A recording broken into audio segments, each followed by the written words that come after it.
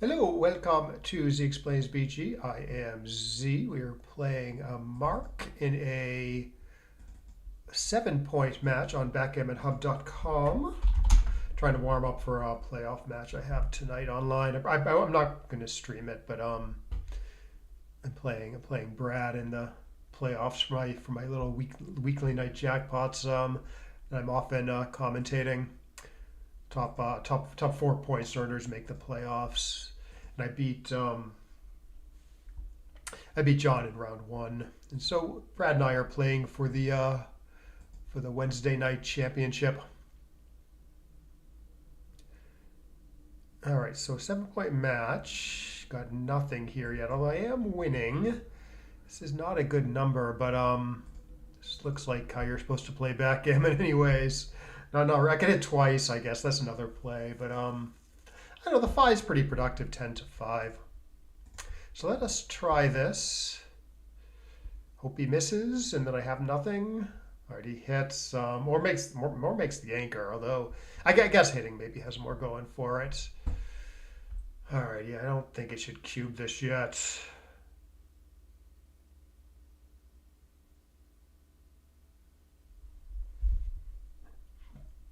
Even a dance here, I don't really think he has enough with my nice anchor, and he still has back checker issues. Although this is maybe just as bad as dancing, maybe worse. Although I don't know, he's got two blocks in the outfield, so he could miss. And then I got shots at this guy. Oh, how's he gonna play this one? He's gonna make the 5 prime, coming with the 3 and play out 13 to 9. It's pretty exposed, but that structure is pretty awesome. He goes with it. Yeah, I don't know. Um, so what is this?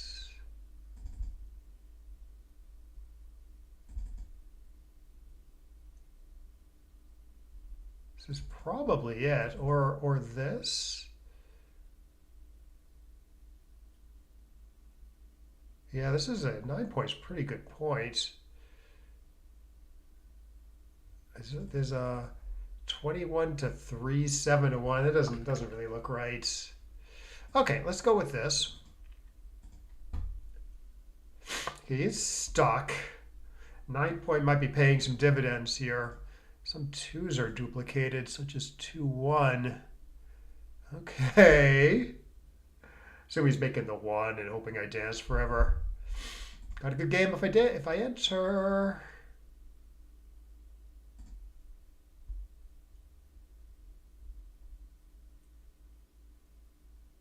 Yeah, I think that is what I would do. Nah. Ah. All right, 4-4-4-5, 4-6. Okay, still some decent contact.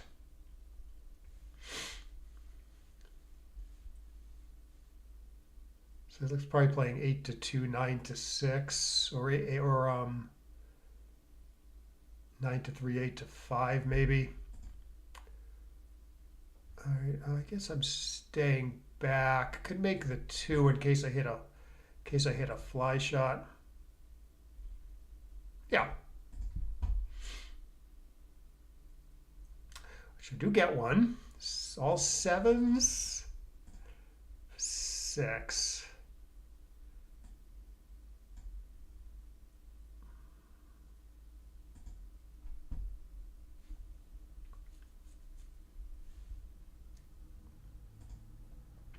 Okay, I gotta waste a few more pips.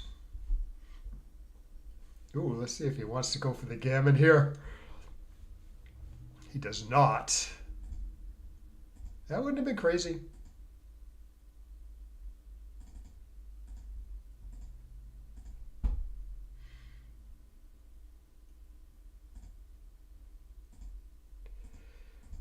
Okay, so I'm likely saving this and going down 2-zip.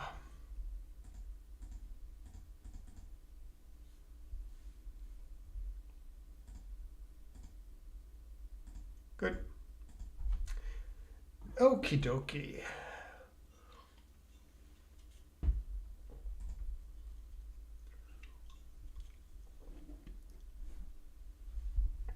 All right, so I should be pretty aggressive with the cube here. Not super aggressive. Like a bad number here, we'd be pretty far from a money cube. So probably not cubing anything there, unless maybe if he rolls like really bad or something. I don't know what number that would be though. 4-4, obviously not. And then this is okay. It's not like he's leaving me a shot anytime soon. So what I'm saying is I don't need to lock up the board, I think. Although actually he could because I left two blocks, he could actually go 9 to 3, 8 to 4 here. But it's like no big deal. Like he probably wouldn't do this if I made the 3-point, but I don't think he gains that much from being able to do this. If that makes sense. All right, I'm gonna do this and just like rely on the fact that I have lots of time to roll a double to get off that back point. Like I got all this timing here. Or 6-4 maybe. Okay, let's take a look at it. It's kind of a lot of shots. All sevens and 4 9s that hit. Maybe this is too much given his awesome board and the fact that I'm not hugely up in the race. So I think I'm just going to chill for a roll. Maybe keep 3-3, keep flexible over here. 2-3, something like a 2-3 I feel more comfortable running. Yes, similar stuff here. I mean, now it's 5 and 3. It's still 8 shots.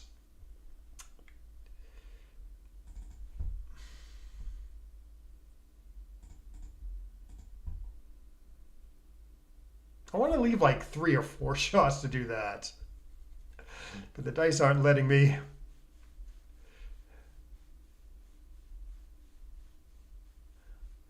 It's getting scarier and scarier over there. Yeah, no, he should just make the 2. This is not correct. Down in the race.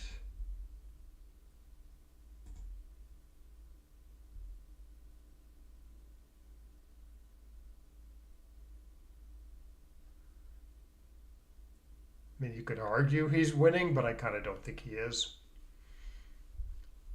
Race tells most of the story here, I think.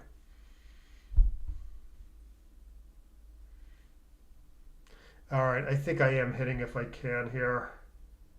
Is it 8s and 9s? 7.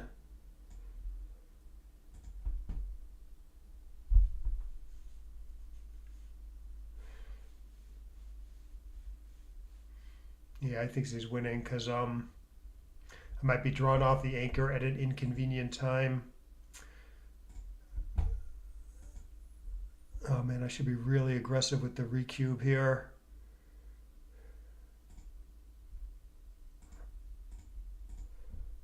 Maybe if he leaves a shot or something, or busts his board horribly. I'm up 6.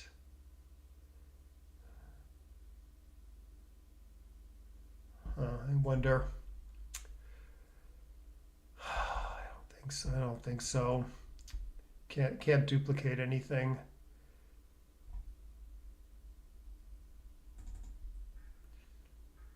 Guess. I don't know. I'm sort of forcing myself to leave the anchor on a 5 here. All right, so now I'm winning.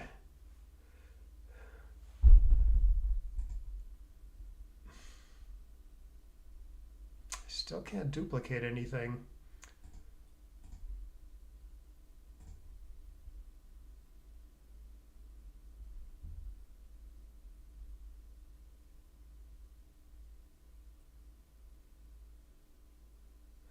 Yeah, this is correct. Down a few pips. I wonder if this is actually wrong.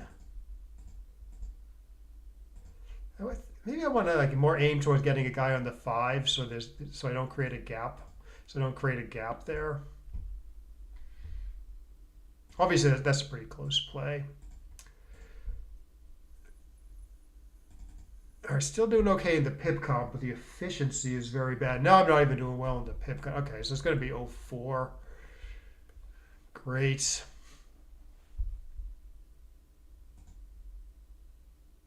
Maybe. Yep.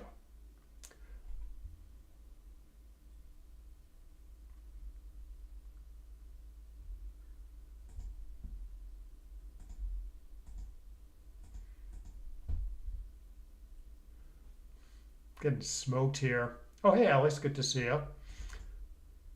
Bah. Please double me. Please.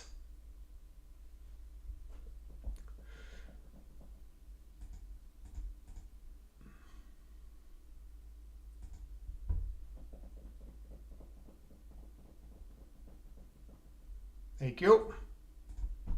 Yeah, I mean, I must win this in the 30s at least, maybe higher. So, no, it's in the 30s. So, and it's a little hard to see it being a cube at this score with the winning chances that high. Okay, three for sure. Um, 24 to 20 or 8 to 4.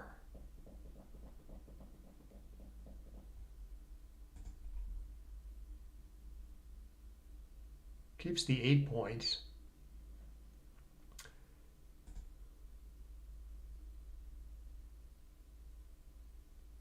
Yeah, I think so. Yeah, that'll work. Yeah, we can play a fiver after this. Um, this game might take a while though. Okay, so that's the 6.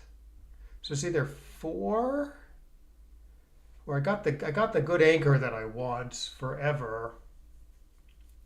Of course, he could hit me. I got my 4 point while he's up on the bar. Of course, he could still hit me or attack. Huh. I mean, this looks sort of like the normal thing with him up on the bar, but I don't know. I mean, the upgrade to the 20 point is so massive. Okay, well, yeah, let's do it now. I see I can enter with the 1 and hit with the 5, but that doesn't look right. The anchor seems too important here, and like it maybe should have been more. It maybe should have been more important last turn too, with the 6-4. I just couldn't resist doing the boat pointing on him. All right, so if I just like winning at some point, I should probably cube this, winning in a mutually gammonish position, or even like losing just by a little bit. But I believe I am losing by a good margin and can't lose my market anyways. The 1-5 game tends to be really bad.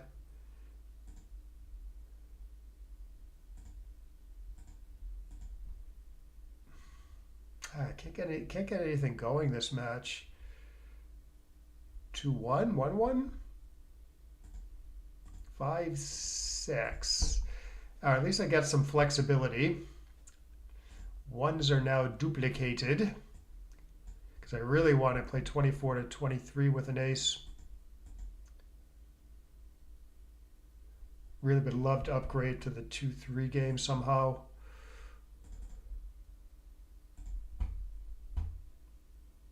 Yeah, I'm sorry, 2-5 game. Yeah, 1-1-5. Just a horrible, horrible back game. Probably even with the 2 point open, you know. Yep. Yep, I agree with you. Yeah, this looks okay because I'm not super happy to give up my front anchor to hit him here.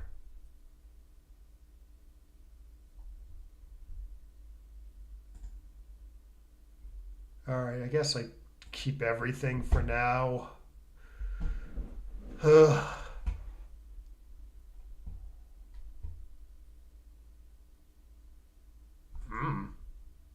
Probably fill in the 2. Good, good.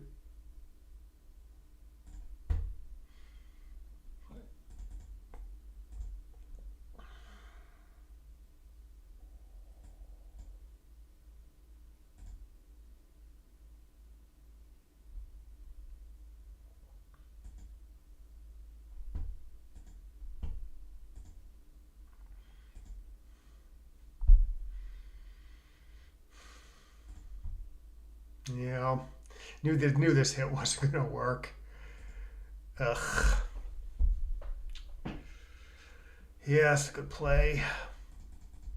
Shoot. I don't think I can forgo hitting there, can I? The game is just so bad if I don't hit. And if I get hit back, sometimes I survive. Oh, this was a whooping.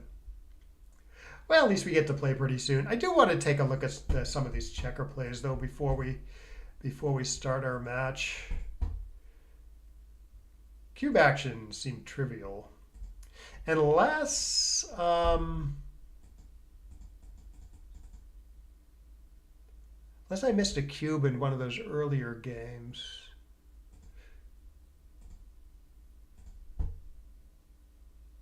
Okay, I think I can resign with a clean conscience.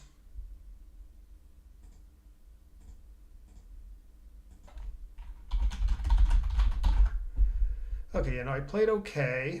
Let's open this in XG and see what's what.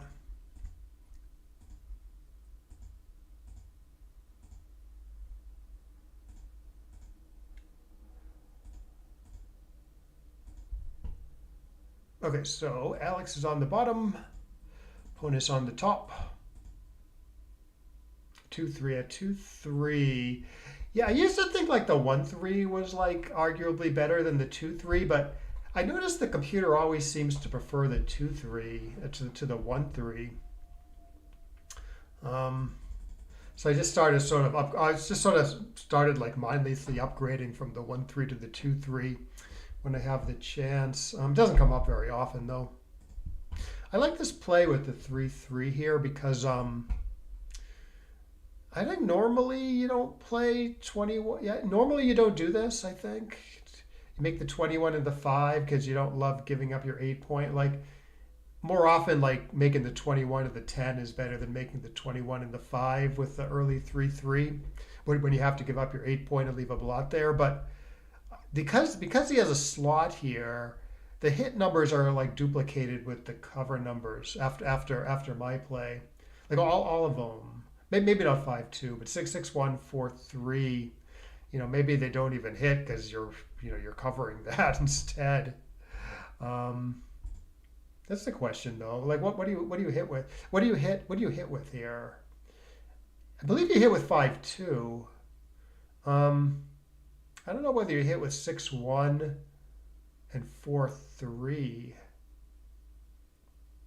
But yeah, 5-2. I mean, you can make the 3 point, but you're not making the good points. So let's actually test that in XG, just because I'm kind of curious. So you have this position, money like score, 5-2 you hit, very clearly hit. So maybe it's going to be right to hit with a 6-1 also. Although you do get to cover and then do something else productive if you don't hit. If you do hit, I mean, 5s are duplicated actually if you do hit. Yeah, I actually don't know. I should know this, but it's not that clear because you hit. Likely you're getting hit back somewhere, but the 5s are duplicated. Sometimes white has to give up the anchor to hit with like a 2-1 or something. That's not that bad for black though. Interesting. Huh. Hopefully it's somewhat close. It is somewhat close with a 6-1 hitting or the best split. Both splits are okay, I guess. No, it does. It likes 24-18, 6-5 if you don't hit. 24-23, 11-5. You don't have the builder on the 11 if you cover this way, and you're kind of splitting into the stack here. So 4-3.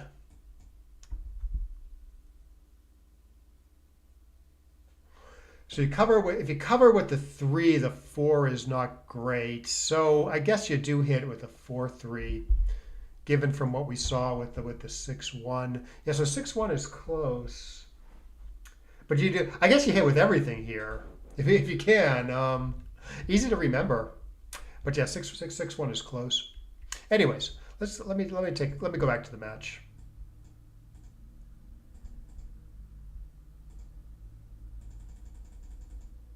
This is not the match. Sorry, this was yesterday's match. Give me 1 second here. I think I have it. I do. Yeah, I thought it was just I thought it was just 3 games or something. Okay, so I made 2 checker play blunders. Yeah, not too surprised. There definitely was some stuff I felt kind of fishy about. Anyways, he rolls 6-3, covers. I roll 6-1, make a point. 5-3. Okay, 11-5, 6-3. Looks pretty standard. Okay, he does correctly hit me. Oh, and then his no, it's 5-3. Okay, 2-6. His double's okay. And then yeah, okay, likes his play here. That's a good play. Wouldn't be completely obvious to me. I probably would have found this. Enter with the 3, play 13-9, locking in those 3 back checkers really good, but leaving shots everywhere. My board's not in great shape to really attack though. And even if he doesn't make the point, it's not that good. You know, he still leaves a blot somewhere in the outfield. Okay, yeah. Yeah, I got to get I mean, I'd like to keep the anchor, if in some sense, but I just rolled too big. It doesn't play well if I keep the anchor. So find a decent anchor leaving play. 2-1, build a board. Okay, he attacks. I enter right away. I'm feeling still okay till he rolls a 5-6. I just hang back, build a board. Computer wants to concentrate a little bit more on saving the gammon here rather than building the 3-point, because it's too unlikely that I hit here, and I still could lose a gammon, I guess. My play 9-3 probably wins the most, but I guess because you're giving up the 9 points, it doesn't clearly win the most, right? Like he rolls something that leaves a fly shot. I hit it, and now I have the blot on the 3 points. So it's not that great to do what I did.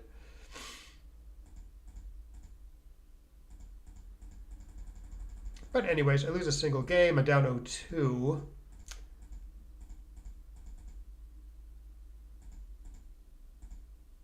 His play's okay here. Got 2 blots, so he says, oh, okay, don't mind leaving a shot. So he plays 9-3, 8-4. Okay, give myself lots of time to get off that back anchor. And I had like a few opportunities to do it, but it just looked like too many shots against this nice structure. Yeah, the computer hates leaving the anchor here. I don't know what the hell is so bad about my 7-1, 6-2 though. All right, I guess the computer's right that I should lock up the board though.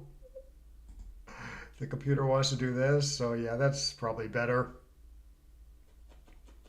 He leaves a shot with 6-1.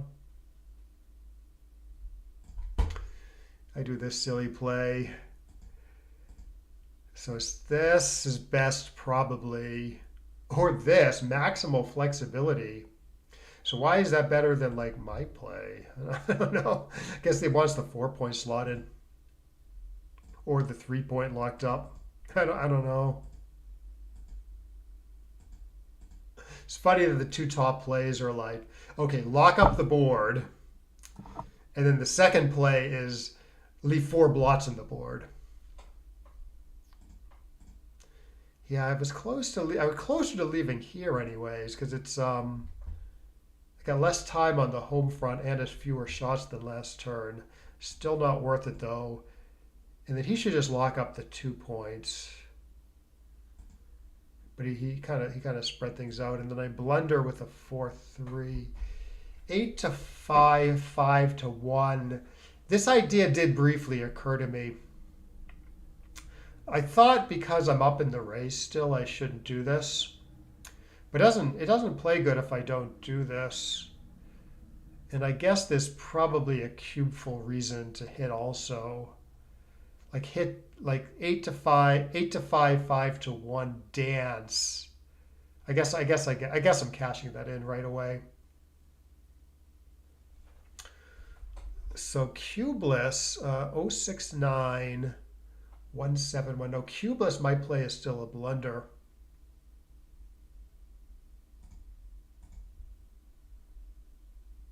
Even this the computer doesn't mind.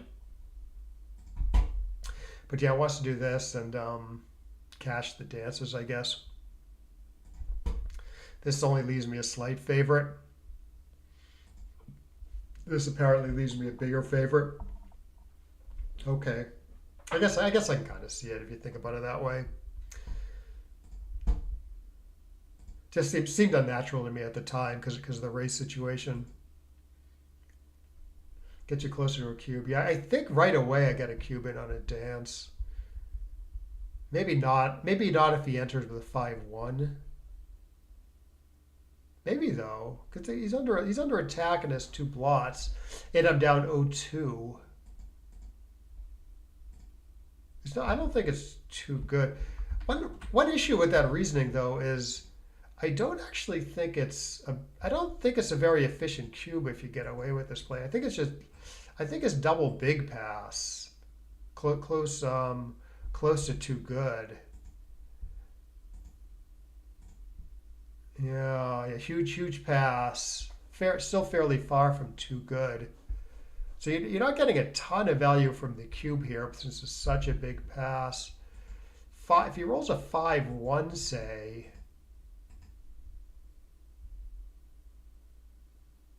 I don't know. I don't know what the. I guess you do this duplicate 3-3 maybe. I'm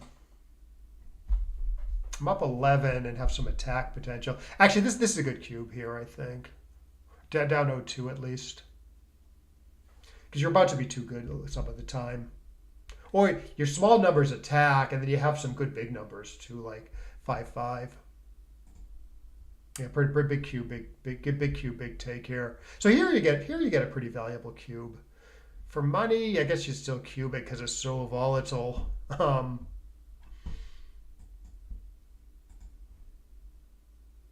yeah, so I would think that the cube is a part of that play, but a cubeless, it's still my play's still a blunder.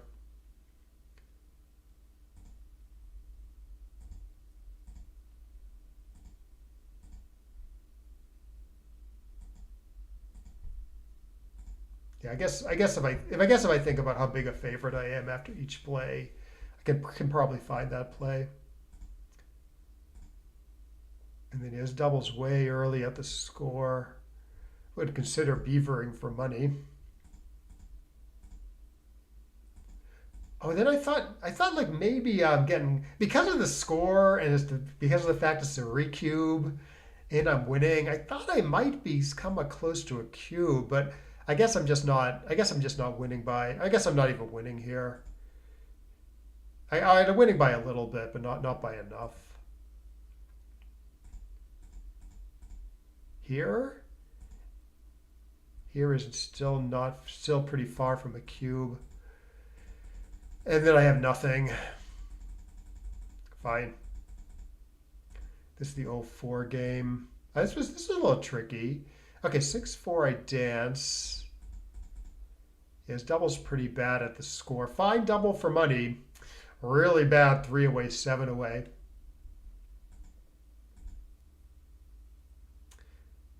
Okay, yeah, here you're hitting with the 3. So subtract cubeless from cubeful on both options after 4-3. Yeah, so that tells some of the story. If you go through that exercise, so it shows like approximately how much the cube is worth after each play. So 4-3 here, you can hit twice, but it costs the 8 point. and you're foregoing playing 24 to 20, so it's too much to forego to hit twice here when 24 to 20 is super important here. Similar stuff here. In fact, you should again go 24 to 20 with the four because it's just super important. But I couldn't resist making the four. Gives up the 8 point though, so it's pretty. I knew this was pretty questionable. But luckily, I do get the anchor. Just sort of trying to play a back game here. Bad back game.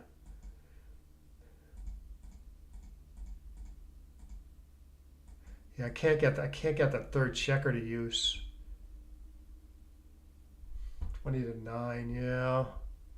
Obviously, I did consider this option, as well as bringing both guys out. Yeah, the computer definitely wants to run a checker here. Um, it's bad. I mean, it's bad to give up the anchor for sure. The problem is, I guess, after my play, I can put it up on the board. I'm either going to have to really screw up my front position next turn. I mean, it's already getting screwed up with the 6-5. But unless I roll great, I'm going to have to screw it up even more or give up the front anchor anyways. I need to like roll a 4 like really soon to maintain both anchors profitably. So the computer says, look, that's so unlikely. That's so unlikely that you should just run now. Keep the board in good shape, you know. I mean, I guess I can see it. I mean, I think I would still probably do my play. But yeah, 4-3. I mean, 4-4 is like a good number even, but I'm still screwing up the front position,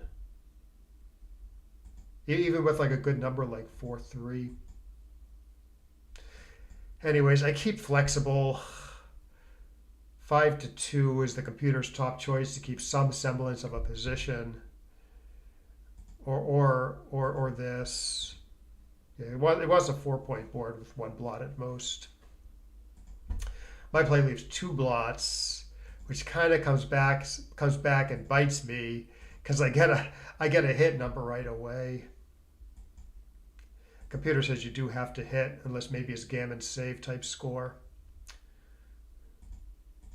And then I just lose.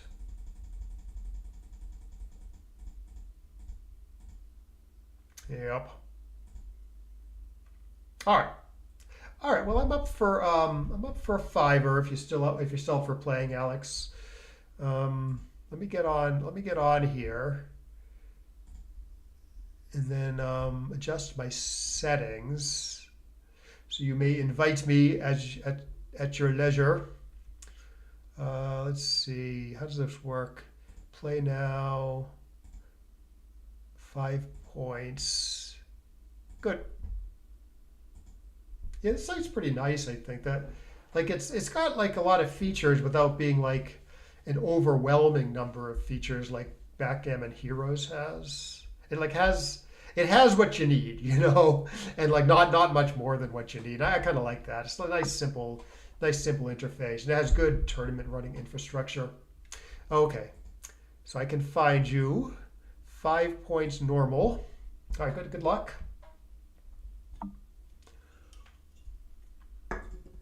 Ah, you stole my B.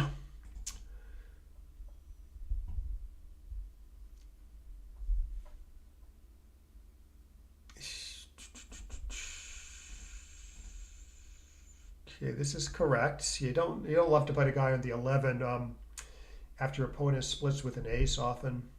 Sometimes you have to, but you're making a lot of his normally bad numbers good, like 6-3, 5-4.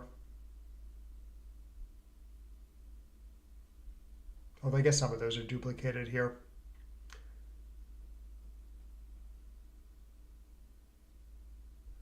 Okay. I don't know about that one. I would have been I might have been a little inclined to make the 21 there. Or maybe if you're gonna hit, maybe hit twice. I don't know. Normally locking up a point is better than hitting loose. Locking up a good point.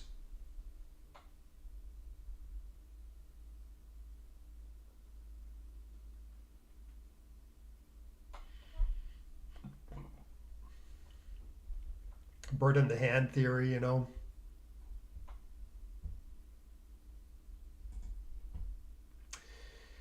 Okay, well, I don't know what I should do here. I could go 22 and 2, 22 and 7, or maybe just run because 22 is not a good anchor and I'm up in the race. So I don't know. This is thematic, I guess. I'm not leaving any shots on my side of the board.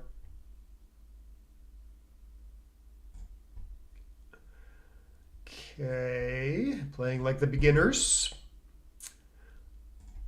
Seems appropriate because he's got 3 men back and a stronger board. McGreal's criteria. Still relevant after all these years.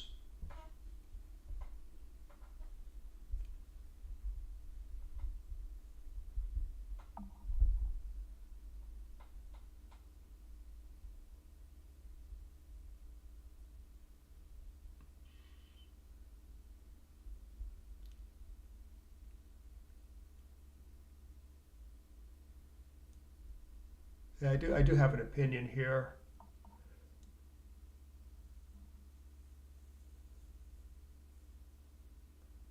I think it's the other one actually, because you get to keep your 9. The 7 points are better than the 4, I think. But you get to keep your 9 points, and I'm so inflexible that there's like a decent chance you're hitting next turn. So you want, in that sense, you want the stronger board rather than the block.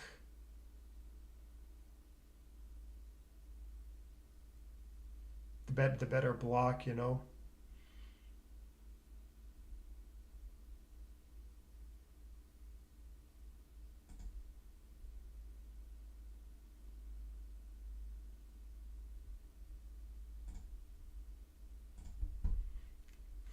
Yes, I don't want to be exposed on both sides of the board here. I don't want extra blots flapping around.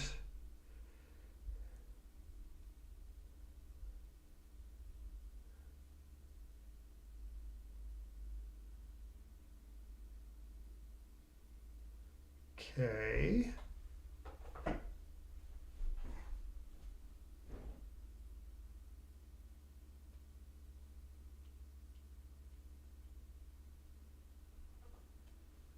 Okay, reasonable. Yeah, I'm not sure how this compares to some doing some hit play where, I got this blot on the 2 points.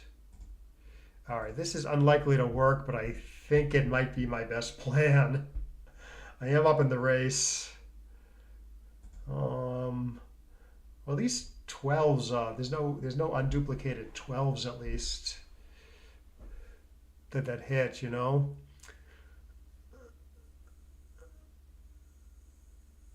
It's just only I guess it's 24 shots maybe. Ugh. Ugh.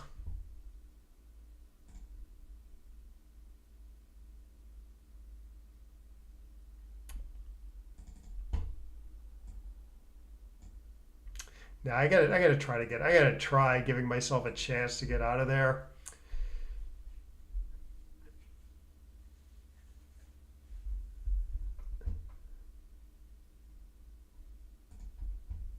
Okay.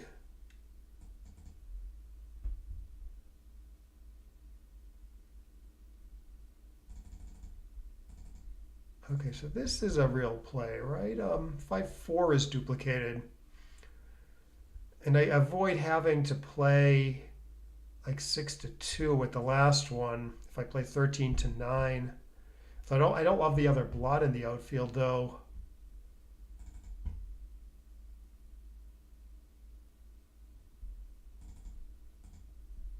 There's probably another play too. 9 squared, 2 squared.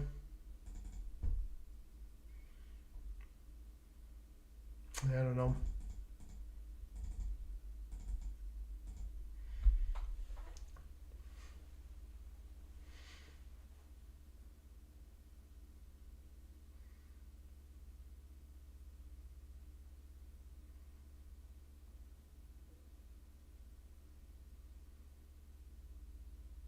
Yeah, this is pretty strong, I think. I just think I think it was a cube last roll too.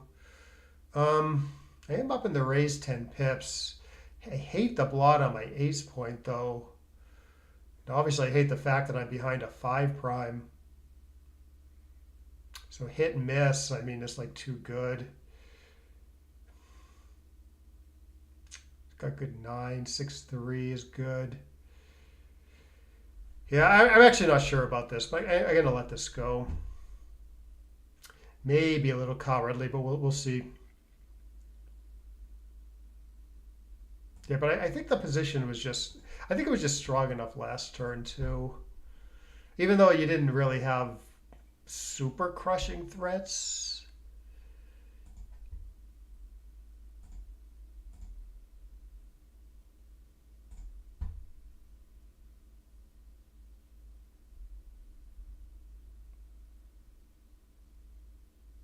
This does a lot. Okay, still alive.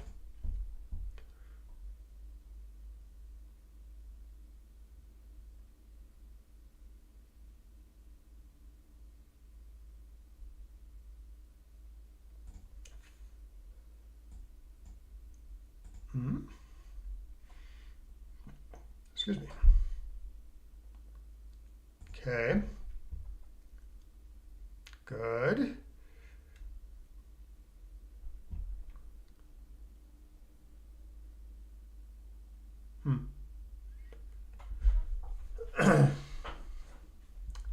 I would do that also.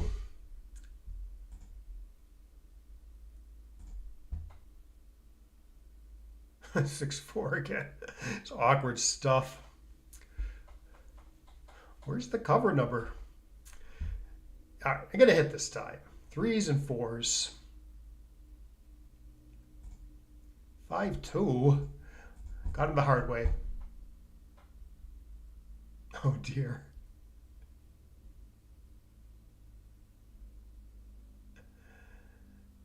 All right, just enter. I think I'm okay.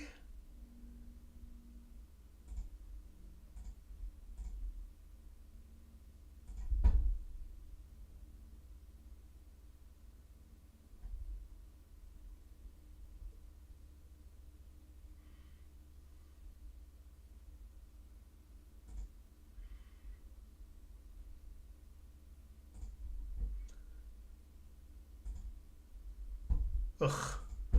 All options are bad.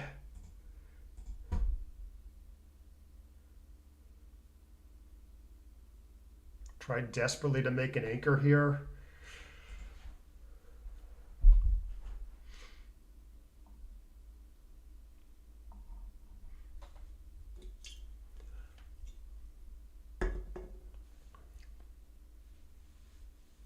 Yeah, it's pretty strong. 4-4 away, 4-way, 5 away.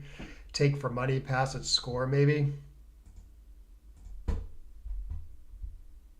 And actually, the turn before, I was a little concerned with being cubed, also partly due to the score.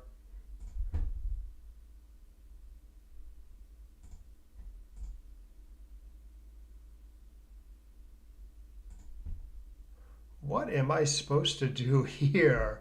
13 to 9, 6 to 3. 24 to 21, 13 to 9. But that leaves white very diverse. I do really want to split though. 13 to 6. Okay, so I guess I think that's always the 4 if I'm looking at this right. This is a lot of shots and I'm not splitting. Good work though. 4-2 is duplicated. It's something.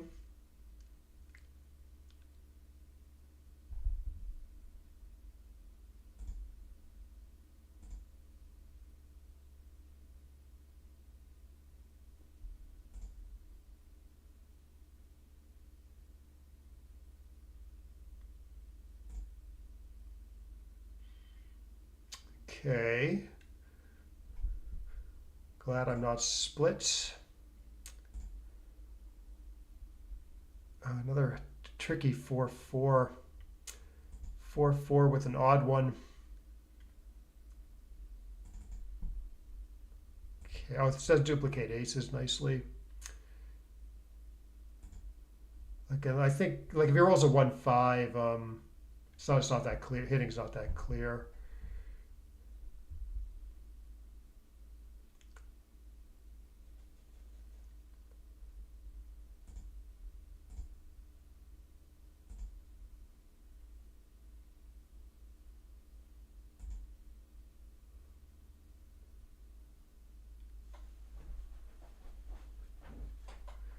Okay, it looks correct.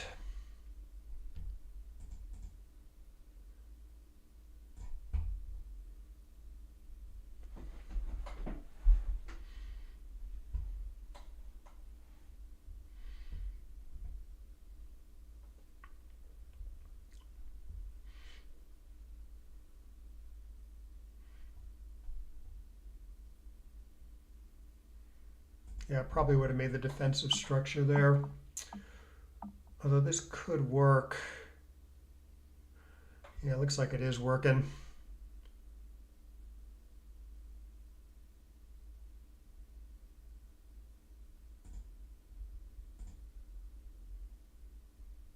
Okay. Would rather be on the 21 than the 18, I think, but I don't want to play the 3 on my side of the board.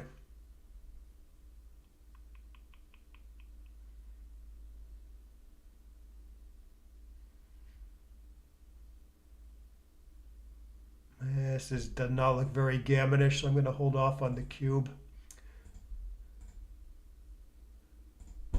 Take points. Non-gammonish position take points actually very low at the score.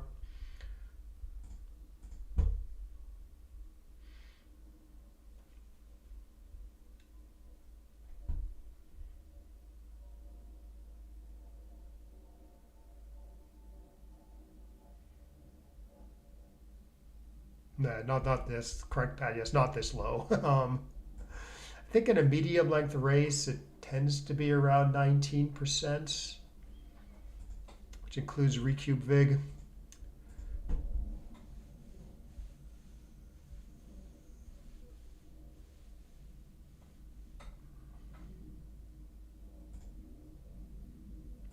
This looks nice. Only 4 7s hit. 4-1. Let's see how it wants to play this.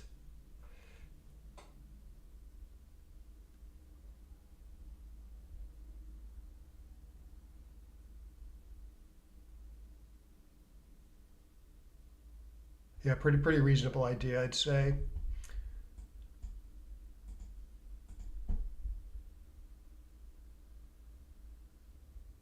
Third, 13 days a candidate also. I don't like any.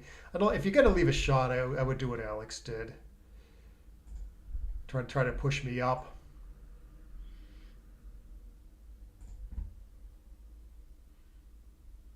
Hope that was right. That 5-4.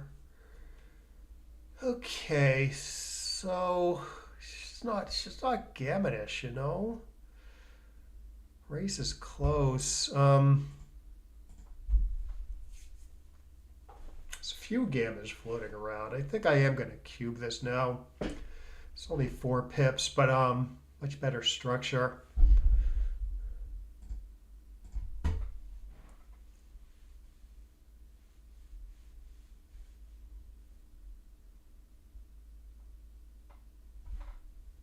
Yeah, I would take also.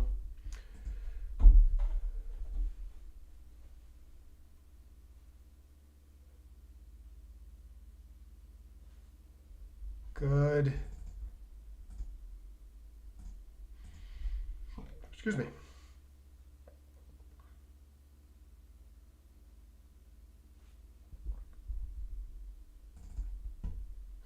Seems fine. I guess I could guard 6-6 there, but I'd rather keep the checkers ahead in front of the anchor.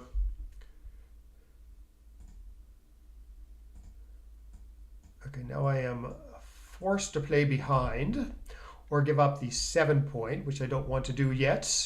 It's a nice landing spot, and I get to keep pretty good spares um, if I keep the 7 point.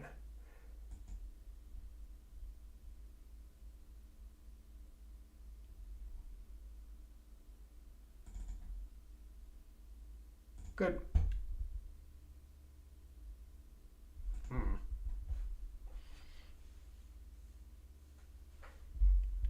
Yeah, that's probably right? Because I could roll a crushing, a lot of crushing numbers if you run with one.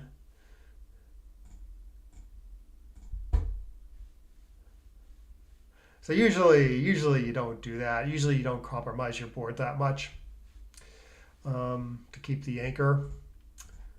But because I had 4 builders, it still seemed pretty reasonable to compromise the board there.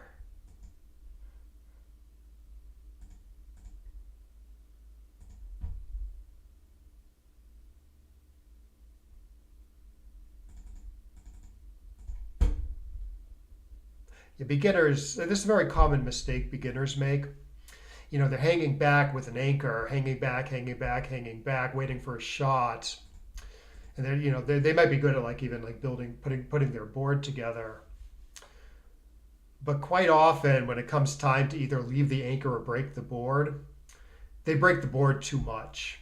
They're very reluctant to leave because they want to hit the most, right? So you keep the anchor.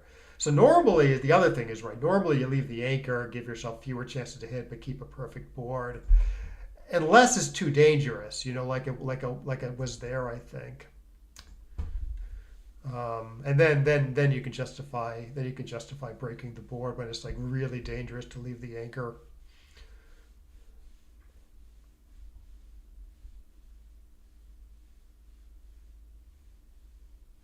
Yeah, I don't know about this one. Yeah, this looks okay because you get to make the 10 point as well as hit. Hitting sort of seem to have a lot going for it there.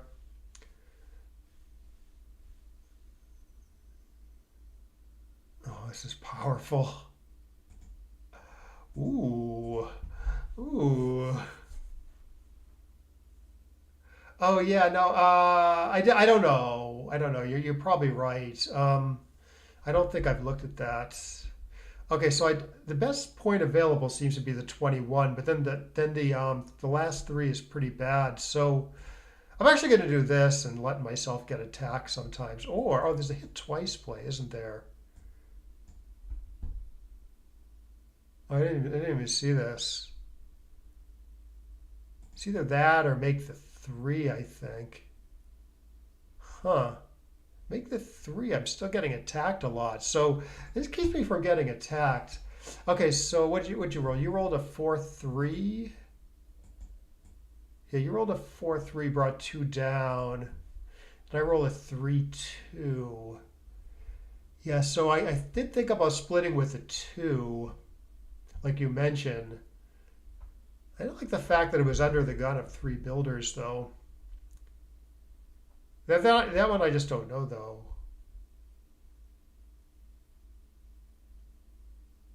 I bring 2 down.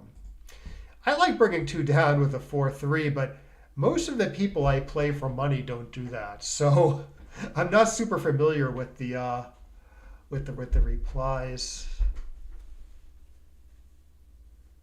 4-3, 3-2 for money is correct to split. Oh, okay, it's good to know. I mean, it'll come up.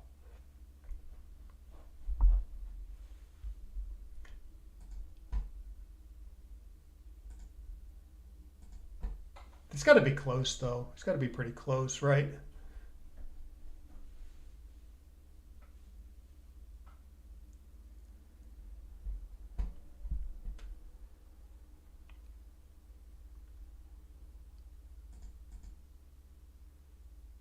This does something, I guess. Okay. Splitting with the 3's sort of under the gun of 4 builders, not 3 builders. You're often coming under the gun with Of three builders isn't that big a deal. Four builders is a big deal. I could do your play 24 to 21, 6 to 1.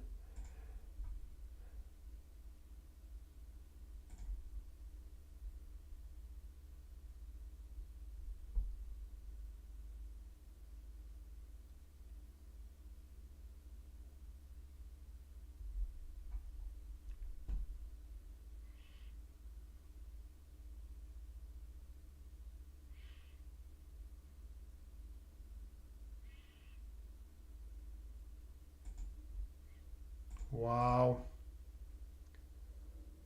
I mean that's the play, right? Two, yeah. Yes, yes, yes, and I cannot cube due to the score, where Gabon's doubling kills my many gammons. Many. Okay, load up the builders. Well, I can make a 6 prime. That's a candidate. Worst builders for the 1. It is 6 in a row, though. Oh, worst builders for the 2 also.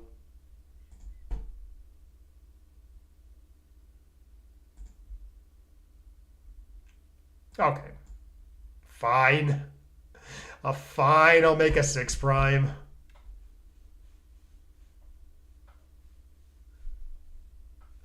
Begrudgingly. I'm a little stuck back there still. A little stuck. Maybe should have concentrated more on the backmen. 6s and 3s are duplicated. Well, it should win more gammas than running. Gammas are very valuable at the score for me.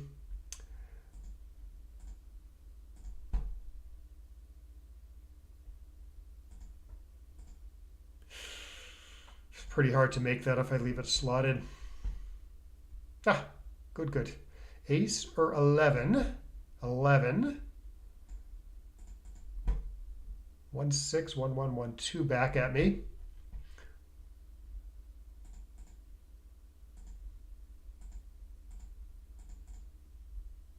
Okay.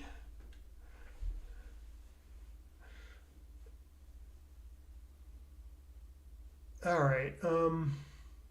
Take points of raw 25 here.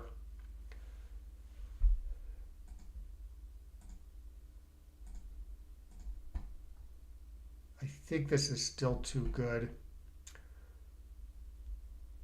Though I could lose.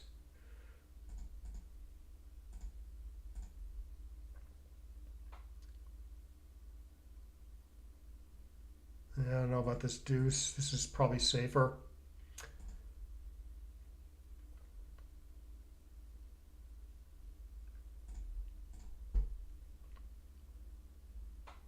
The board's perfect now. Oh boy, 6 5 5 6 5 4 4 6 6.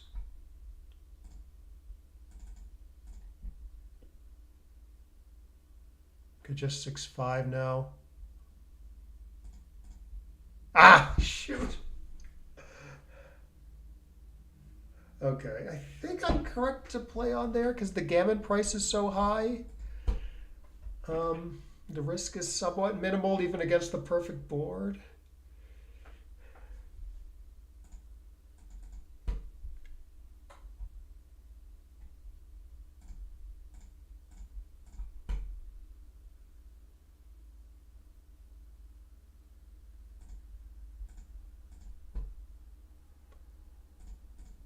Okay, this and this.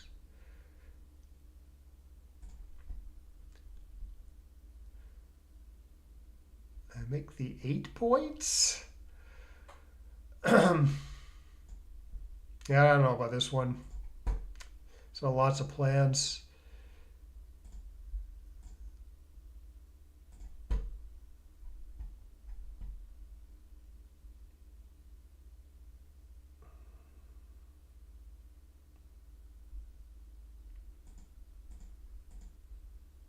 I'm honestly not sure if there's some other way to play this play this game. Like I made the 6' when I could, but I could have also attacked there. At the score, gammons don't help me, so should probably play more for the 6', I thought. We'll see what the computer says. White's board is so weak. And maybe there was actually an okay attack plan there.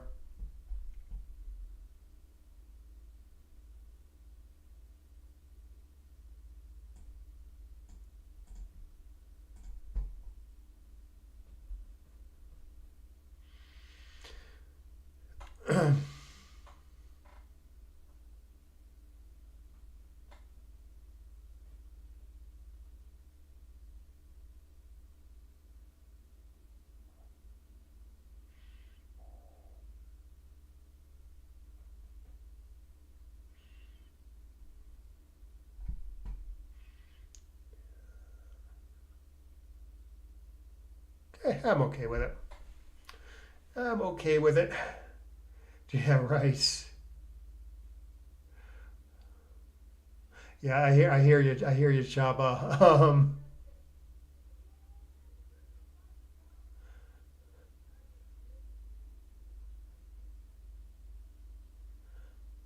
So those positions, as possible, those positions where I played on, it's possible they're caches for money if I own the cube and play ons at the score because I believe the gammon price for an undoubled gammon is is quite high, higher than usual, I think.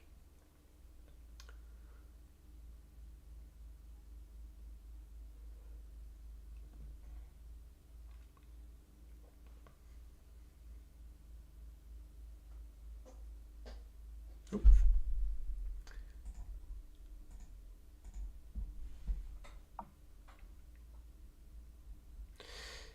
Yeah, right. I'm just gonna do this.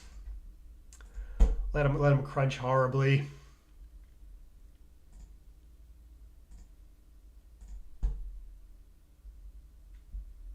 Keep flexible in the outfield. It's a good play, killing threes. Maybe gets to keep a 3-point board now. Before his inevitable shot. Maybe. Alrighty, I don't know. I can keep the block another turn. This is probably safer. It is safer, I think. It's a little weird to have 3 guys here, but I think it's more flexible than putting a guy on the ace point. 6-5 is really bad here. Maybe it's this. Is it this? Or this? Or maybe it could be the other one, despite the 6-5. It's not like what I did was that good either, Of course, it's quite close because it's just hard to lose this no matter what I do.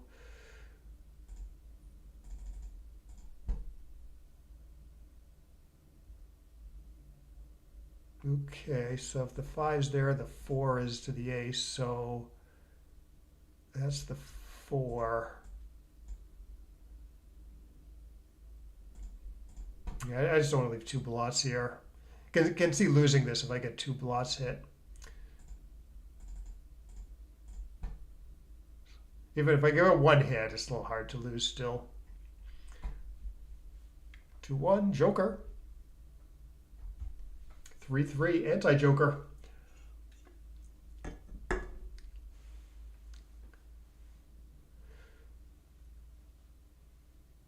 Oh, this hits. Yeah, you can enter on your own 9-point with with an entering 4-4 if it's not otherwise blocked. Okay. It doesn't matter, of course. Good dance though.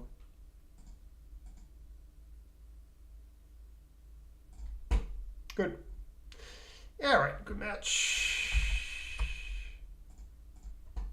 This is correct, I think. All right, good match. Okay, let's load this into XG. I'm not expecting a super low error rate, but I think I played okay.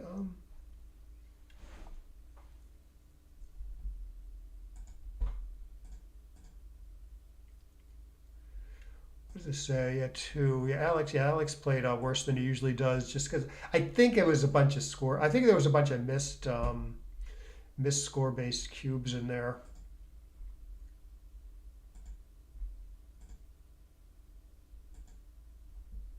But anyways, let's go through this. Okay, so I'm on the bottom. Alex is on the top. Oh yeah, I think you missed some score-based cubes. Like there's at least a couple times I'm like, oh, I'm glad he didn't cube here. Um, like they might have not been cubes for money, but yeah, I think at the scores, I think you had enough. Like the four-way, five-away game. Um, there's something else also, right? So sometimes I play good, sometimes not so much. Um, so 5-2. Okay, yeah. So yeah, my default play here at least. I mean, sometimes it's better to hit than make a good point, but my default play here is certainly to make the good point rather than go on this like hitting adventure. Just because your hitting is good if it works and bad if it doesn't. Making the anchor is kind of always good. But yeah, apparently if you're gonna hit, apparently you should hit twice here.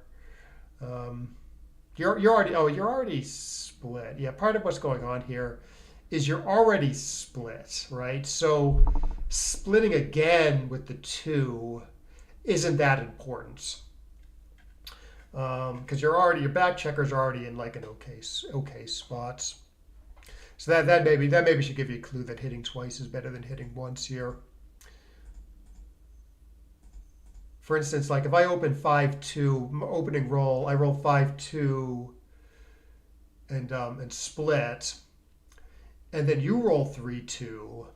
You can hit twice, and I think it might be okay, but I think the computer just prefers. Oh no, actually, there the computer prefers hitting ones and then playing 13-11 for some reason. But I wonder if hitting twice is better than hitting and splitting. So I'll show you what I'm thinking. So I don't know. Okay, so I open 5-2 for money. You roll 3-2. You hit once. Yeah, it does like 13-11, 6-3 for some reason. Hit twice is better than hitting and splitting still, but is close. It's closer than in the example that came up in the match because here White's not split. White's not split already. 13-11, 6-4, right. Hitting 2 is almost equal there, right. 6-3, right. Yeah, it's all fairly close here. You can also split and bring a checker down too. Okay, so what was that? Fake news, right? Okay, so 4-3, 3-2. So Shaba's saying I should split with the 2 and bring down the 3, which I believe you. Which I always bring 2 down here. Okay, it's pretty close. Yeah, but splitting with a 3, which normally you want to do, now you got 4 builders. Now you got 4 builders on you, so that's too much. 3 builders, not so much. Some of it might be duplicated, like 6-3. You have to forego making a better point to make the 3 point, which you will do because you get to hit at the same time, but you don't get your 7 point. Anyways, all right. Anyways, let's go back to the match. Okay, I hit, anchor and make the 9. That looked okay at the time. I could also anchor and make the 4, leaving a shot in the outfield. Okay, I wasn't totally sure about this. Normally I'd be inclined to, oh yeah, 3-1. So you're saying 4-3, 3-2 minor split, 3-1. Yeah, it's not entirely clear how to play that. Um, make the 5 or make the 9 and do something good with the 3. 4-2 as well. Yeah, not clear how to play that one either. Um, yeah, I wouldn't know. So you're saying okay, so say my opponent for money plays, I'm sorry, let's say I play 4-3. I should know this because I do this. By default, I do this. By default, I do this for money because I like to win gammons. Um, 3-1, 4 or 4-2 here. Yeah, so I mean, by default, the normal thing seems to be to make the 5. But because you can forego that, make the 9 with the ace, and do something else productive with the 3, I'm not that clear on it. The 3 isn't like that productive though. If you make the 9, like hitting on the 3 is okay, not great. Splitting is okay, not great. So I guess I'd make the 5 here, but I'm not sure about it. Yeah, you make the 5. Yeah, other stuff because the 3 isn't that great. Um, this doesn't compensate. 4-2. Now the 4 point is quite a bit worse than the 5 point here. So if you don't do that, what are you doing? You're making the 9 with the 4 and then playing a productive 2 in the backfield, I think. That strikes me as closer than the 3-1 case. I kind of think you're still supposed to make the 4 though, but I think it's closer because the 4 isn't as good as the 5. Okay, it's quite close. Although if you make the 9, you don't play 24 to 22. It wants to play 10 to 8. Get an extra. Oh, you get it. No, I was going to say you get a spare there, but you already have a spare there.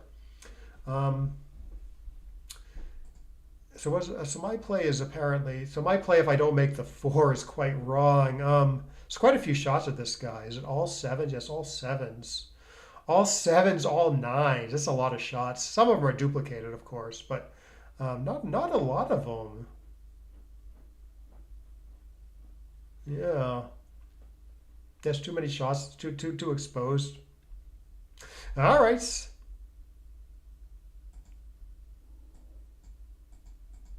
I'm glad that came up because I think that might come up in my life because I'm so often bringing 2 down. Um, because I'm so often bringing 2 down with a 4-3 for money.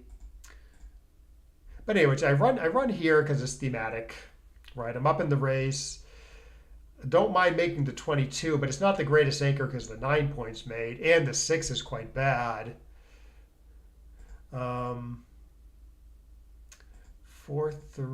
4-2. I just safety 2-2. Oh yeah, I did mention this during the match. Yeah, you want the 7 point is more valuable than the 4 here, but because you get to keep the 9 and the fact that this is sort of a hitting position, I think, right? You make the right play. I'm pretty inflexible. I'm gonna be leaving his shots quite often. So I think you want the board. 5-1. Okay, just try to play as safely as possible against this nice structure. Just try to play as safely as possible. Oh, this isn't even the cube I was thinking about. I think next turn I think was pretty strong too. Two good things theory, right? Yeah. Yeah, no, yeah, I know you took a long time on that. But yeah, normally I think because you're making the 4 prime, you might prefer the 7 to the 4, but there because of the other stuff going on. Yeah, so apparently there's enough here. Positionally, you're winning and you have good hitting threats. You can also attack. you roll a 4-4. It's a miss. Is a miss on my side of the board, but it's hit on the other side of the board. And then the 5-4. Yeah, I wasn't sure about that. I thought actually you might attack me because of this blot here. But no, the computer just likes your solid running play. Maybe cube. Maybe it's a cubeful thing. Yeah, cubeless. Cubeless. It does like making the 2 by 0.05 something. But because your position is so powerful and you're often getting a good cube in anyways next turn, the computer's trying to reduce the volatility a bit by making this sort of passive play. Like it's gonna like it's gonna like cubing this. No, I roll a pretty good run number, so you correct a hold off there. Here I was concerned with being cubed. I don't know if I would have taken or not. Okay, apparently cubeless, the computer does want to come in low, stay out of harm's way. Cubeful, it doesn't matter because it's all double pass. Yeah, this would be pretty scary. Race is close, and you have all this powerful stuff ready to go after me, and my position is shitty. And then then I wasn't 100% sure of this pass. Because I do have my nice 5 points, and the race is good for me. But yeah, the position is just too bad. Got the blot in the outfield and the blot on the ace point. So I wonder what would make this a take. Like this is a take, right? I would take this.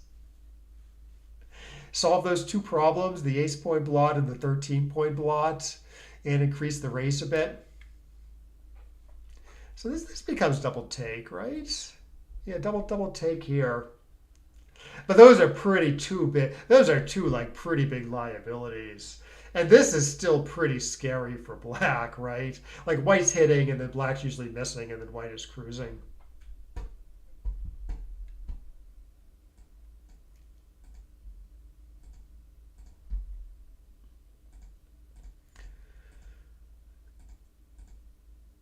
Okay. Oh, like 6-5, which oh, I don't remember if I thought about that at all. It's a triple shot.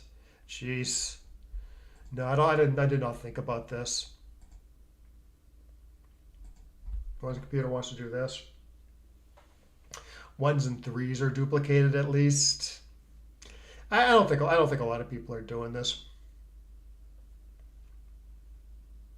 I'm down 16 pips already.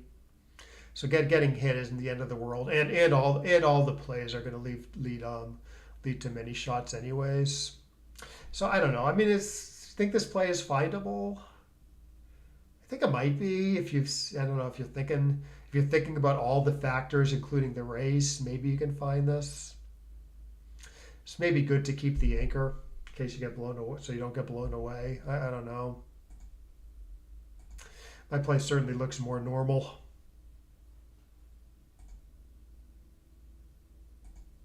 Okay, good play here with the 2-2.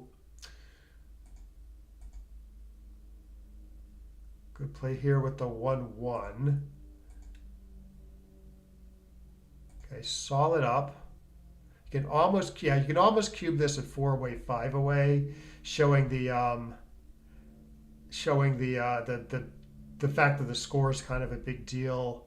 Yeah, there was one time this game I was glad I wasn't cubed. I might have even passed, but I would have had to think about it. It was like 24-14, 13-7-5. I would have played what you did, I think, rather than 13-7-5-1. 6-4. Again, it wants to play 5-1. Yeah, I don't know. Probably would have done what you did. Let's see, 14-8, 13. Yeah, I would have done what you did here. Keep the good structure.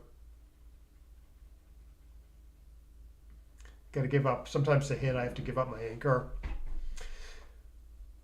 You sometimes get to make a really awesome position. The computer wants to do this. You never get to make a good position here, and you're getting hit anyway. So I don't know. Again, the computer wants to do this here. Doesn't even save that many shots. hitting. It's not like I'm super flexible on my side of the board, you know. So hitting in that sense, like hitting isn't as valuable as it could be. Admittedly, this is a lot more shots.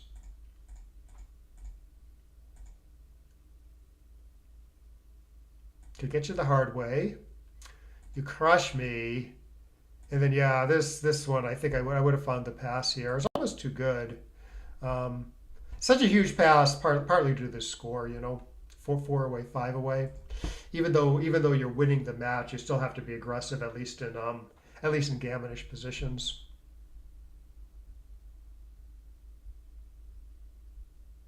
Ah, gotcha. Yeah, yeah, yeah.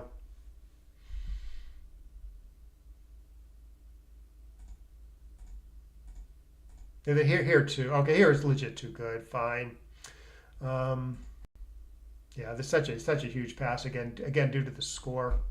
So we can take a look at like for money, it's still a pass, but it's not as big a pass. So similar with the other similar with the other play.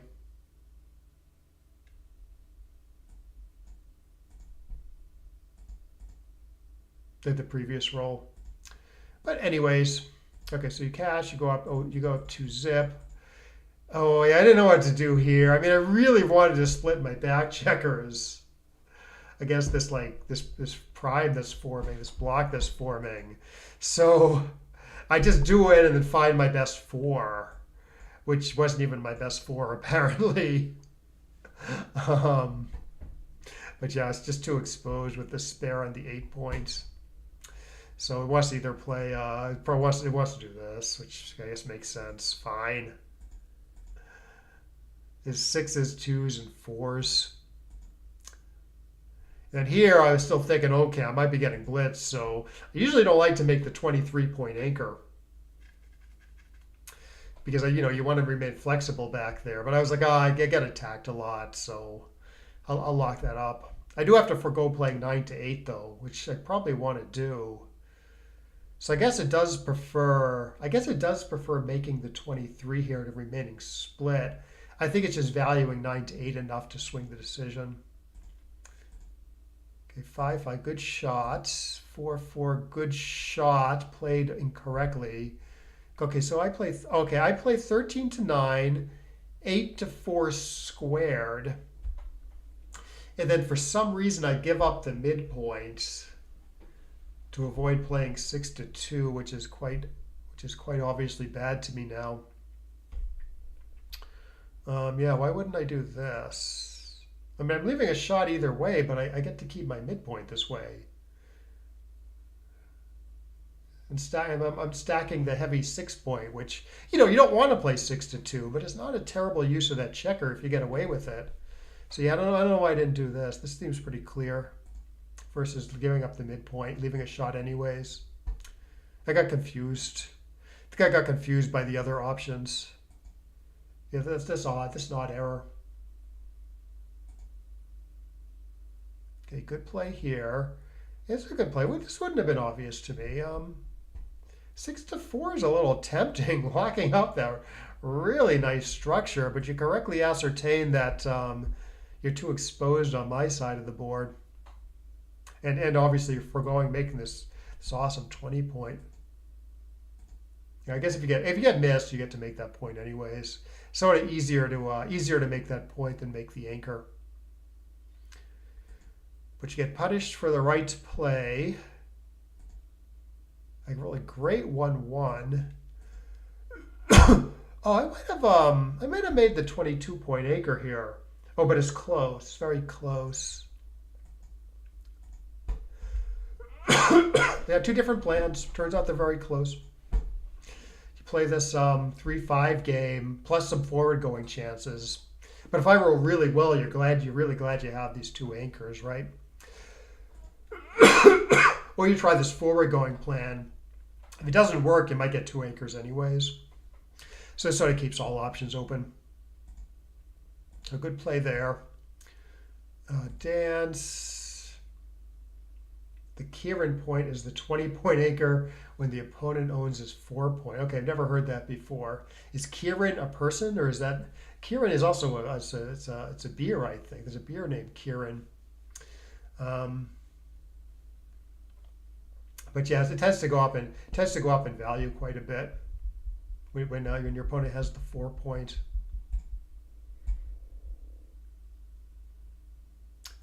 So this 3-3. Okay, so it wants to make the 10 and the 2. Yeah, I assume. Okay, so you probably played 23-20 with one of them instead of making the 10. Excuse me. I have something in my throat.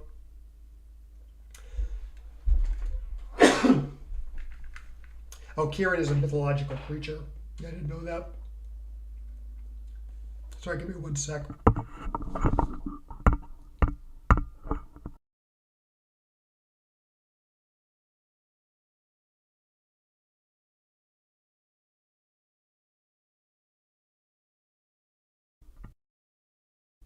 Oh, sorry about that. I don't know what's up with my throat. Orca is the 18 point if your opponent made the 5 point. Okay. Phoenix point or 18. A Phoenix point, right? Okay, but anyways, yeah, so it wants to do this. Backmen are a little more stuck than after your play, but not your backmen aren't particularly stuck. So I think it likes the asset for that reason. Stay safer in the outfield.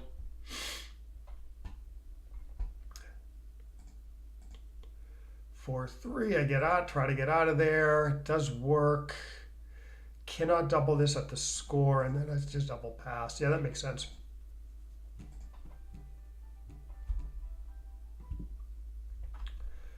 Okie dokie. So this is the 4-away, 3-away game.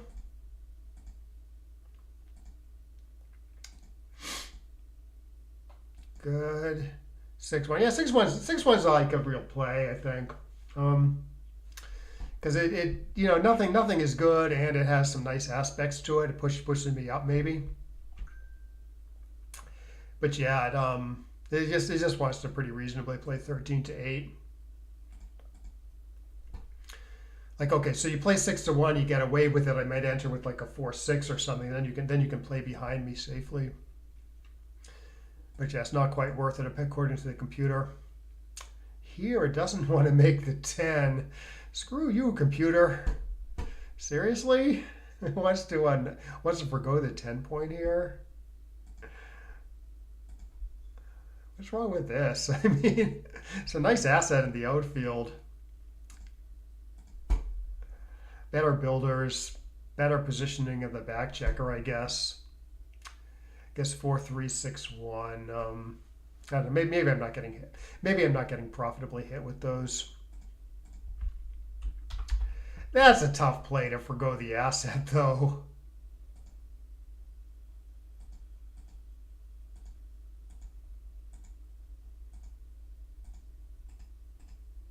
I guess 6-1 you don't hit. 5-2 is blocked. 4-3. Maybe you don't even hit with the 4-3. Yeah, yes, they're very exposed there. But yeah, apparently the shots in the outfield they aren't worth anything for white because it's not supposed to hit. Yeah, that's a hard play to see.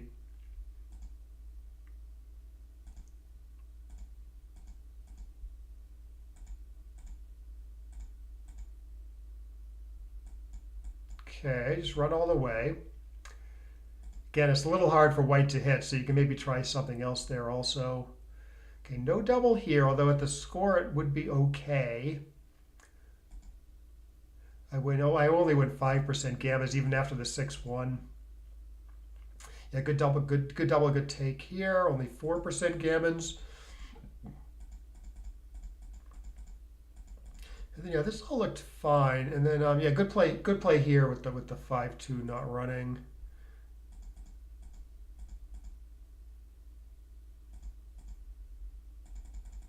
Busting the board a little bit, but you can still put together a closed board, I guess.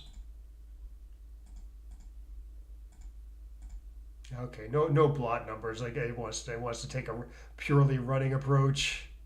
No blot numbers this turn. It's a little hard to see getting blot numbers next turn too. I guess you could slow me down a little bit by staying back.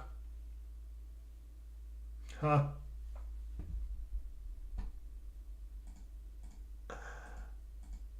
Yeah, still no blotters, you know. Okay, now you got two blotters, but you got to run. Almost have to run. You do have to run. Okay, but anyways.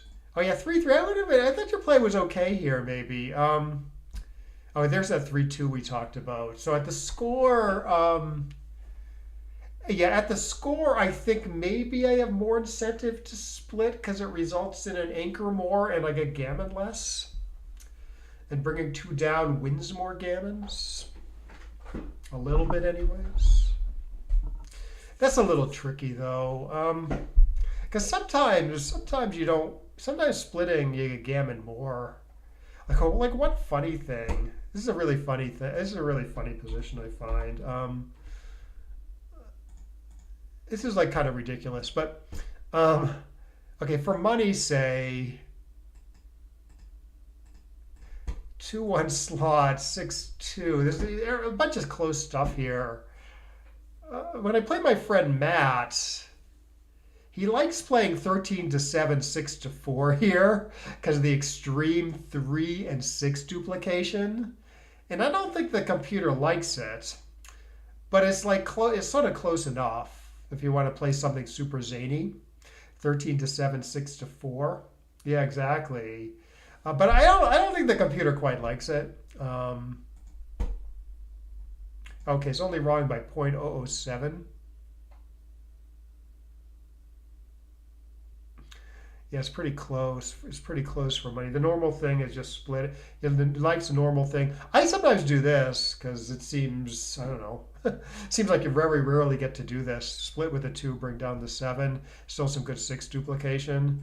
And apparently this plays okay too.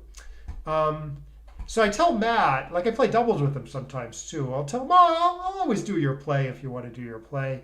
And I remember like one time I told him, unless it's like a gammon save type score, in which case I don't want to play 13-7, 6-4. But imagine my surprise when I actually looked it up. So I'm 1 away, my opponent's 2 away. So it's gammon save for me. I'm paying huge to the gammons. Now the computer actually thinks it's the top choice, even though you're getting 4 checkers. You know, you're getting 4 checkers back a lot, and it's because like you're not splitting, so you're never getting blitzed and gammon that way. So I was surprised. I was sort of surprised to see that. And then ironically, it's probably like okay at gammon go too because it wins a lot of gammons. Although probably something else is better. 13-7. Yeah, no, it's right at gammon go too. Isn't that funny? So it's not quite right for money, probably, but the computer likes it at both a gammon go type score and a gammon save type score. Isn't that kind of funny?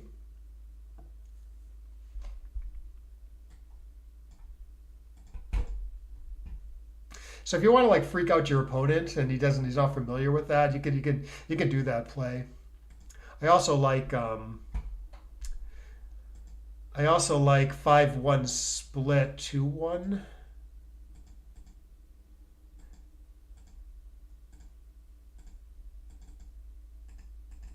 You can like slot here if you want, and it's right at like gammon go type scores.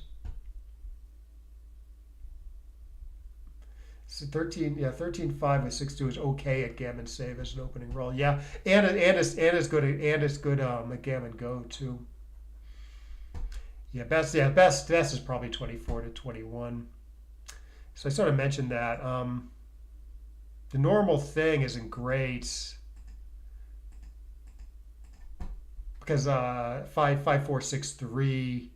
Those are bad numbers, except they're awesome here because they hit, you know. So you're sort of diversifying by white doing the normal thing here. Sort of diversifies black's numbers.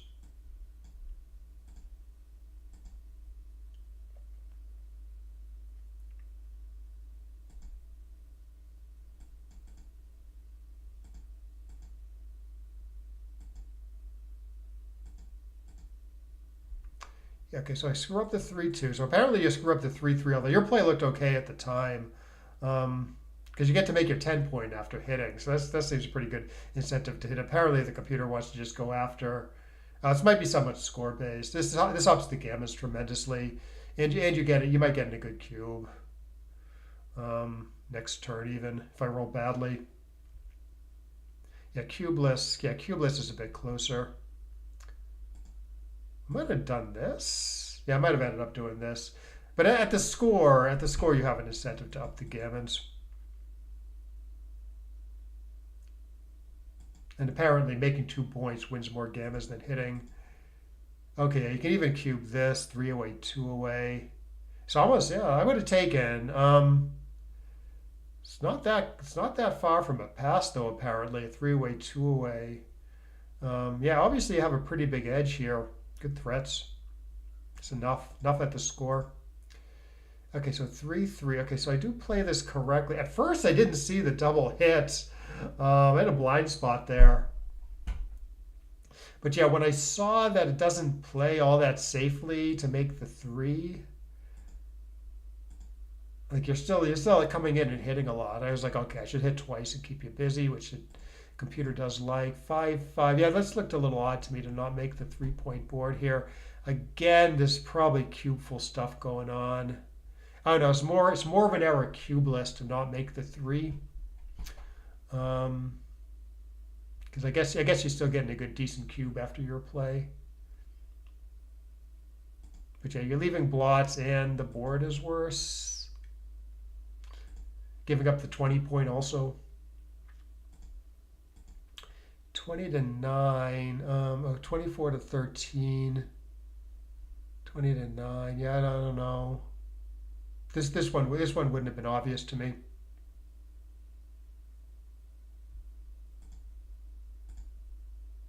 Still pretty exposed. 6s are duplicated though.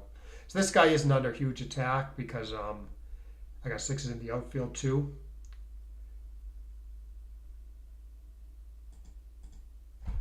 Excuse me. Anyways, you do force me to give up my anchor to hit a lot.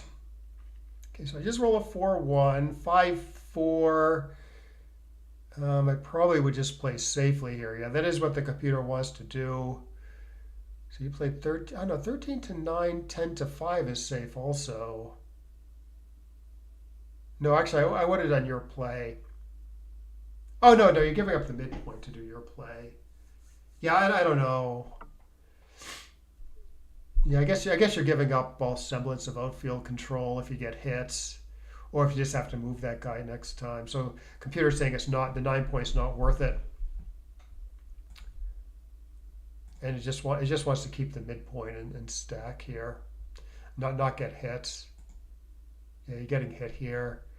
You're up in the race huge, so maybe the blocking point isn't worth all that much. It's good as a landing spot, but it's not good as a blocking point.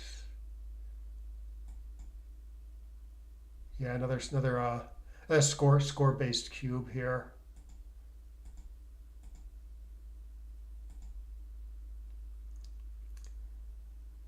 Yeah, like I think like for money it's okay not to cube this, but 3 away, 2 away.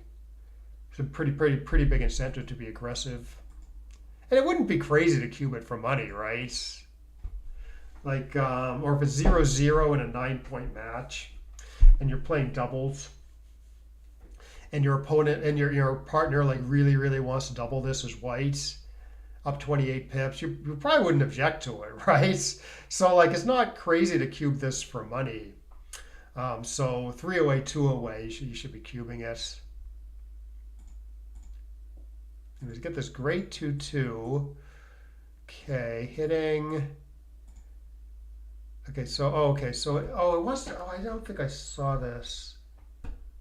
Oh, what did I do? Maybe I did. I played 11-7. 11-5 because I was focused on getting builders on the for the 2 point and the 1 point. So Simon says 3 away, 2 away is the 4 away, 2 away of gammonless scores. That's funny. Yeah, I get it. Yeah, take point is elevated. You should be very aggressive even in even in gammonless positions, because the take point is elevated and there's no recube vig. And if there are gammons, you're killing your opponent's gammons, but your gammons still work. And as we saw this game, I mean, you're killing your if white doubles, it kills black's gammons, and gammons are like very valuable for black with the cube in the middle. And I think we'll see that. I think we'll see that when we get to my play on decisions. Anyways, making the 6 prime is better than what I did getting the builders. It is better than this, but best is to just make the 7 point and worry about the backmen a little bit, because now they are stuck a little bit. I can believe it. So later on I did sort of feel it, because I was feeling like a little stuck later. Okay, here I do the 6 prime. I do play Brad tonight. Yeah, I don't think I'm gonna stream it. I think we're just gonna chat during the match. But yeah, feel free to jump on and watch Brad and me cheer me on,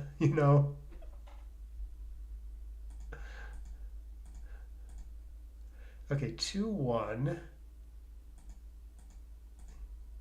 Yeah, obviously I'm not cubing this. I win way too many gammons. Okay, here, right, probably plays the win more, but I make the 2 point because I'm sort of focused on the gammon. I do want to hit him, I think, even with a 5-1 here. Oh, cool. Yeah, that'll be great. Yeah, I'd like to see that afterwards. 4-1. Okay, so he does anchor. I'm way too good still. 1-6. Oh, now this is not good enough. I didn't really think about cubing this too much because I just knew it was like a weird score to double at, where white wins a lot, and I still win a bunch of gammons. So luckily I get a lucky hit. 6-4, still too good. 6-6. Oh right. 23-18 cubed 8-2 just loses the game. It should just go double pass after that. So you try this thing where you win more. Yeah, right, you win more, but the question is whether it's too good or not. Yeah, so if this was double pass, your play would still be fine, but it is legit too good. So obviously my equity is greater than 1.0 if I play on correctly.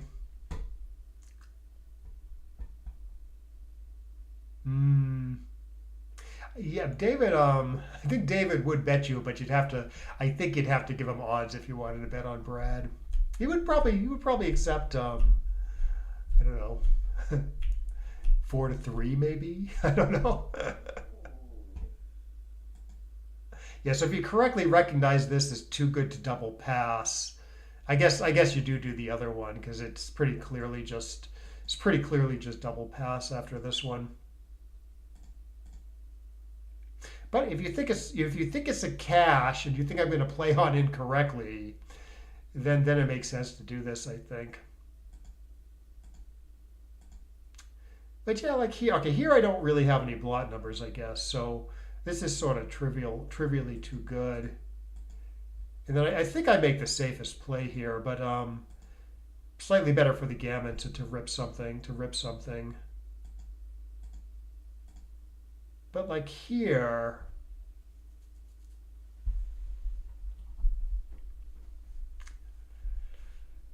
so it's too good by 0.1. I guess it's still going to be too good for money if I hold the cube, but I think it's closer for money. Yeah, it's close. I kind of knew what was going on here. Because I had remembered that the gammon price is higher at this score than usual.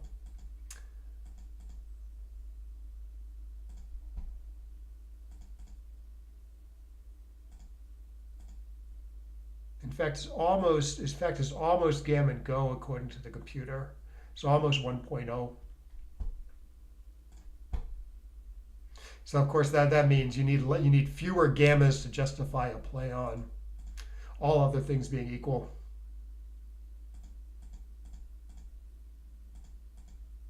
Yeah, similar stuff here. So might be a cash if I own the cube for money. Anyways, I do roll the one blot number and then get away with it. Okay. So gammas don't help me here. Everything is close here apparently. But I make my 8-point, which is okay. Make a 6 prime here. Attacking 8 to 1 is probably better for money. Gets to 1-point board. Doubled money.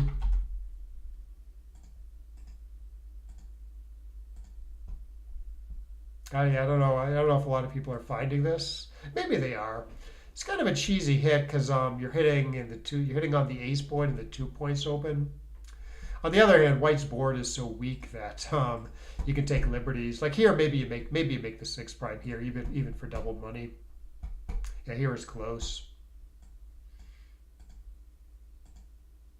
Whereas hitting on the 2 points, that you do that a lot more readily than hitting on the 1 point. But at the score made that play a little easier.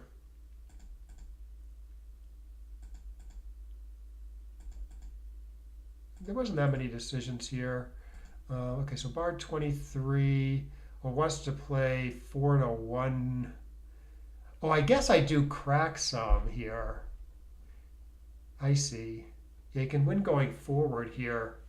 So the computer's saying it behooves you not to leave too many shots. Like if I enter and crack, I guess you don't want to be up on the bar. Oh, and by breaking the 7 point, you're probably giving me fewer crack numbers. So the computer just says do this, and then I crack with even like a 5-1. I crack with 5-1, 5-2, 5-3. 4-2, 4-3, 4-4, 4-4 is safe. So yeah, 3-3 is a cracker. I think there's probably fewer of them when you give up your point there. Yeah, I'd probably make the 24 point here, just trying to get some extra shots down the line. This game's pretty hopeless, though, no matter what you do. I'm just trying to remain flexible.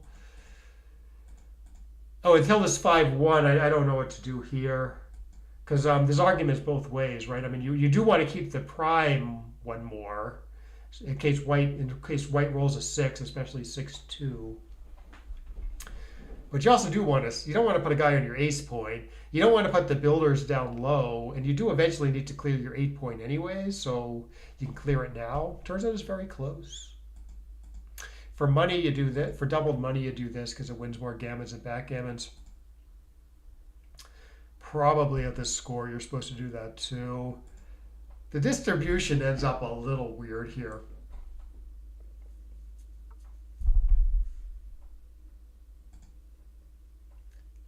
Yeah, it ends up a little weird with a stripped 4 point and 4 on the 3 like this. And then, yeah, I don't know about this one. 7 to 3 is okay. Distribution is a little weird. This is okay. This is okay. I looked at this. This is my first impulse. The 6-5 is a double shot, so I didn't like it. 5-1 apparently is okay. Leaving a shot is okay. But yeah, I think it's just because white has very little chance no matter what happens. Watch the rip twice here. Fine. Get the checker off in case you get hit. And then there is one hit here. 10% wins. Whatever.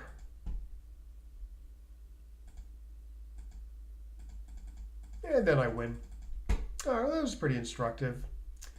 Yeah, I would say the lesson there for the match is there were these like your cubes were your no double decisions were a lot more reasonable for money, but this you might want to think more about the scores.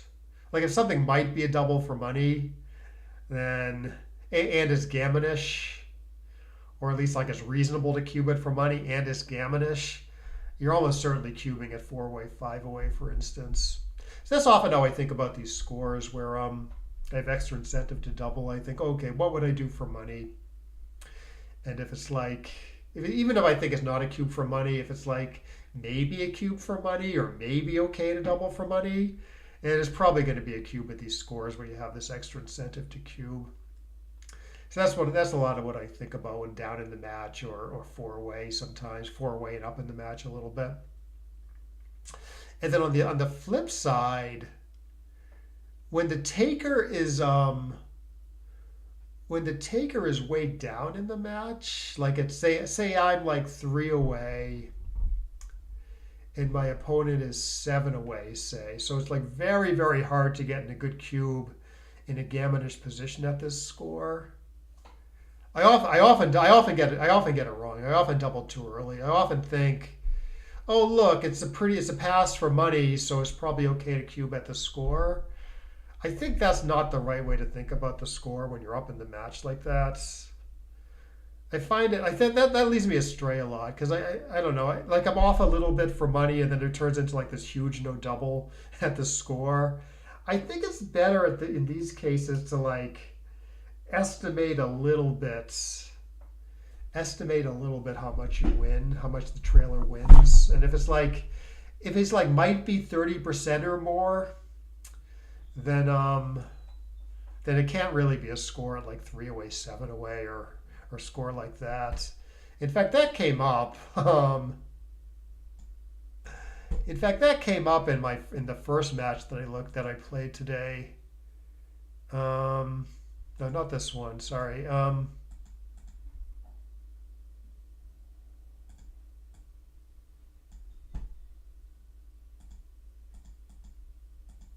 Like when he doubled me at 4-way, like he doubled this as black,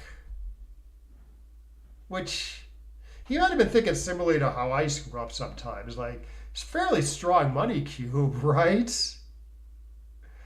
So maybe you can justify doubling even though you're up in the match by 3 points. Oh yeah, good playing with you, Alex. But I don't think that's not like good reasoning when you're up in the match like this.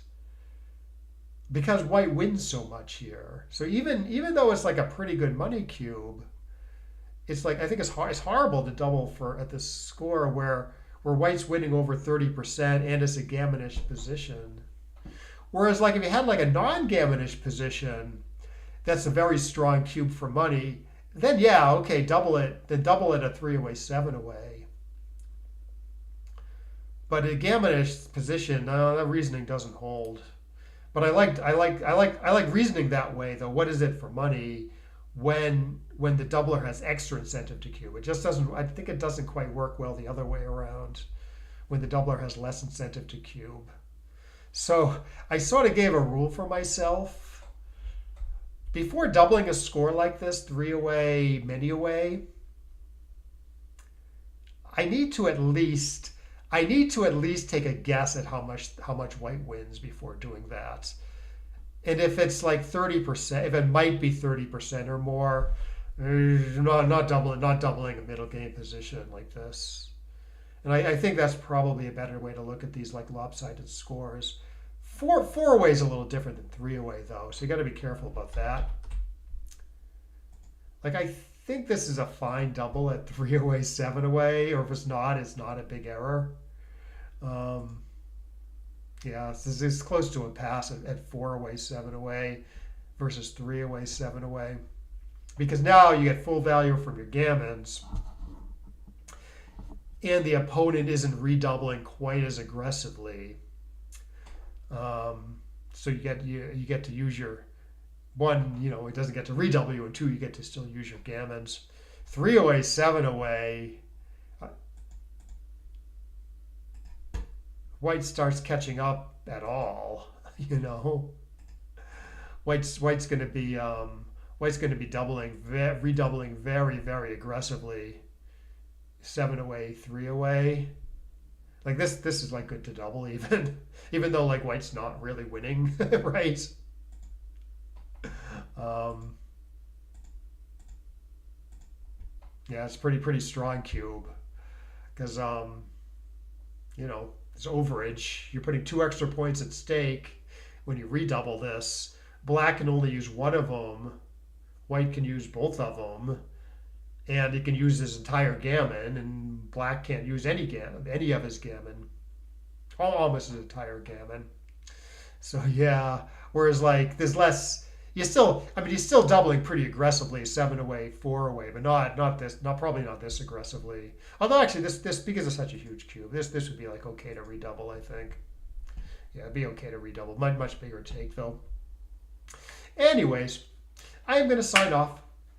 But this was good. Yeah, good comments, guys.